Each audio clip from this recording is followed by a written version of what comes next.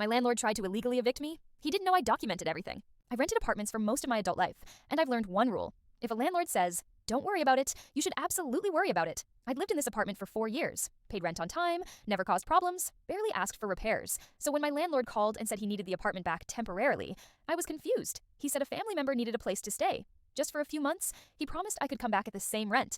I asked for it in writing. He laughed and said, "We trust each other, right?" That's when I knew something was off. A week later, I got a text saying I had 30 days to move out.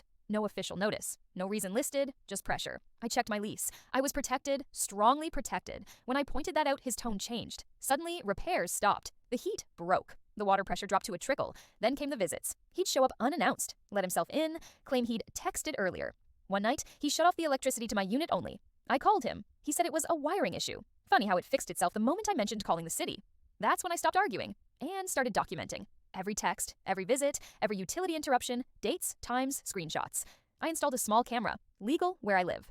2 weeks later, he made his biggest mistake. He emailed me saying, "If you don't leave voluntarily, I'll make this place unlivable." I replied with one sentence. "Can you clarify what you mean by that?"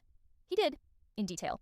The next morning, I filed complaints with housing enforcement, tenant advocacy, and the city inspector. Within days, inspectors showed up. They found violations he'd ignored for years, not just in my unit, but the whole building. Fines started stacking up. Then I received another email from him. This time, apologetic. He offered me money to leave quietly. I declined. A month later, he tried to sell the building. The buyers backed out after seeing the inspection reports. Eventually, he was forced to do full repairs and renew my lease at the same rate. Before he stopped contacting me entirely, he sent one last message. "You didn't have to make this so hard." I replied, "You did that when you thought I wouldn't fight back?"